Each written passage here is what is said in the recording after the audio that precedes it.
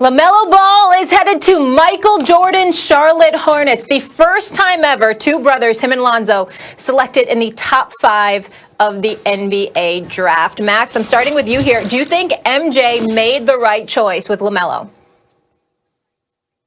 Well, based on his track record, I can't imagine that he did. And let me just say, I wish LaMelo Ball the best. I think he reminds me a lot of his brother, only more ambidextrous, an even better passer, which is hard to be than Lonzo Ball. Really has star potential. He really does, based on what I've seen on like YouTube and stuff, right? But you can see it. It jumps off at you. His court vision. He has like genius passing ability. As I said, ambidextrously genius stuff, right? So I get it. But Michael Jordan, the only thing that surprises me is he drafted a guy who's not from North Carolina. Like, Michael Jordan's track record in the draft is awful. Jordan, the surprising thing is Michael Jordan is the Michael Jordan of bad owners. He's the greatest athlete in the history of world sports. And he's been awful in terms of identifying talent and then cultivating it once it's on the team. Like, what's he ever done? They're perpetually bad. So I'm rooting for LaMelo Ball. I see where the potential is, although his shot, from what I've seen, looks broken like his brother's. And he's not a defender. And he is not the most explosive athlete. So that's a lot of stuff to be worried about right away. And it's probably the reason the things I just mentioned, he didn't go first, because there's some stuff that jumps out at you. The biggest damning thing about LaMelo is that Jordan is the guy who took him as high as he did. He's been 0 for a billion, basically, as owner of the team. For me, listen, I like the pick.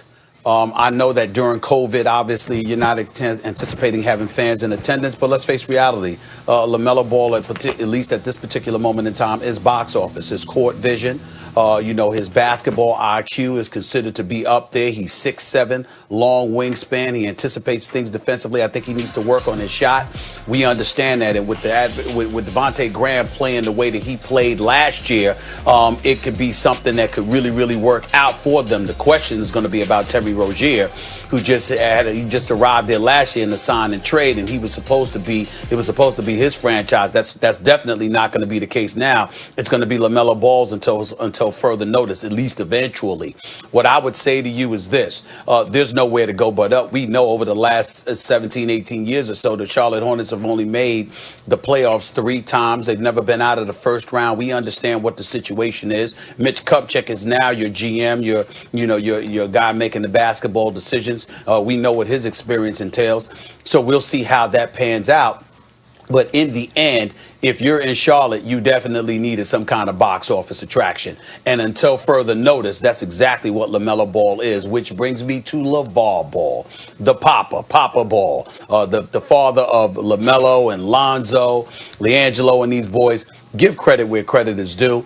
He's got 2 of his sons drafted in the top 3. And who were the people who drafted them? Irvin Magic Johnson and Michael Jordan.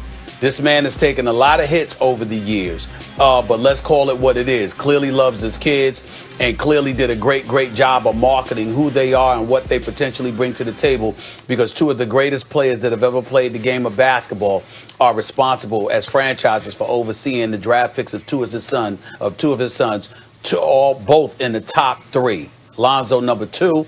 LaMelo number 3. So I definitely think you got to give LaVar Ball some chops, even though he doesn't want that one-on-one matchup he proclaimed to want against Michael Jordan. Michael Jordan will still give it to him. We'll see. But in the end, in all seriousness, I like the pick for LaMelo because they keep talking about his playmaking ability and the box office appeal that he has. I think Charlotte needs something like that, and I understood where they were coming from. Stephen A., first and foremost, let me go back to the last segment. I owe you an apology. I'm tripping. I'm on 2 hours of sleep. I don't know why I thought for a second Andrew Bogut talking about shooting. That was wrong. I meant to say more like a playmaker with setting screens and things of that sort. That's on me. Moving forward. All right. I will say this about LaMelo Ball. No, it happens, man. I'm on 2 hours of sleep, but it's all good. I think one of the things I like about LaMelo Ball, because I always haven't been on the train with LaMelo Ball. But one of the things I've been seeing from him is that there's something to be said about a guy being the third brother, right? There's something to be said about watching the way Lonzo treated him growing up, the way LiAngelo bullied him body-wise, physicality-wise growing up. And I would say that the style in which he plays, there is no better playmaker in the draft than LaMelo Ball. Being 6'7", the things he could do with the ball, I think, are outstanding. Now, there's a lot that comes along with that, but as Stephen A. alluded to, like, you have to put fans in the seats. At this juncture, I mean, he has 600,000 more IG followers than Zion Williamson. That's not the reason you draft him, but there's a lot that comes along with the high ceiling of the potential of LaMelo Ball. And look, Terry Rozier, you talked about him. That was Devontae Graham's team last year. You felt that. You saw that. So now you add playmaking ability to that. I felt like that was the right move for Michael Jordan. I felt like that was the right move for LaMelo Ball. And granted, it's a smaller market team, but I think LaMelo Ball is going to shine. I still think he is probably the best pro prospect there was in this draft. Hey, Max, before you chime back in here, Jay, let me give you. Hold on, Max. I'm going to give it to you. I just wanted to let Jay know, if as somebody who's very, very experienced with getting 2 hours sleep, English breakfast tea with some honey and some milk works wonders. Just want to let you know that. I need that. Go ahead, Max. I need that. Thank you. Go ahead, Max. I would say LaMelo Ball. LaMelo is the guy with the highest upside in the draft. So I guess, like, if you're going to draft in the top 3, don't just get a nice piece. If you're Michael Jordan, you need a franchise player. At least roll the dice on someone who might be a franchise player. And LaMelo fits that description in terms of his passing ability and playmaking ability and size at the position, and maybe potential eventually to play defense. We'll see. But as I said, it looks like a broken shot. And there are a lot of question marks for a top 3 pick, although I suppose there are a lot of question marks throughout the draft. I want to say this about LeVar Ball, Stephen A., because you brought him up. One thing you could say about LeVar Ball, like, what are the question marks about his kids? Their shot, right, is their form is funky. And is it repeatable? And do they have to tear it down and bring and build it back up? They're not A-plus athletes in terms of their explosiveness, like some other dudes. Like, we bring up De'Aaron Fox in that Lonzo draft, not just because he gave it to him in college, in the tournament, but because De'Aaron Fox was more explosive. So those are things that you could rightly criticize LeVar about. But what about playing the game the right way? Like, Lonzo Ball is one of those dudes who could not care less about his stats, who does what the team needs him to do. He might not have the ability to run faster than some of the other guys or to hit the shot, but he's looking to hook up his teammates and be part of a winning team. He has that mentality. And if you assume that LaMelo has the same mentality, that could be very good for a franchise, whether or not he ever becomes a superstar.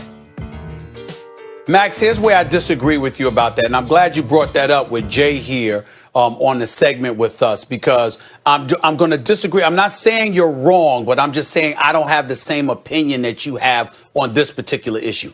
I think in this day and age, please don't get me wrong, Jay, I'm not saying it's not important to play the right way. One of the people I love dearly is Larry Brown. I would never say something so sacrilegious. He'd have a heart attack if I said it wasn't important to play the right way. You know, that was his favorite sentence. But here's the deal. In today's day and age, particularly from the point guard spot, Max, I think it's important to care about your numbers. I think it's important to care about stats, because I think it lends itself towards you displaying a level of aggression that will make you formidable because of the way the game has changed. When you can lollygag the ball up the court, throw it inside to a big man and let him do his thing, that's different. But because today's style of NBA play is so predicated on guard play, you've got to be aggressive to be effective.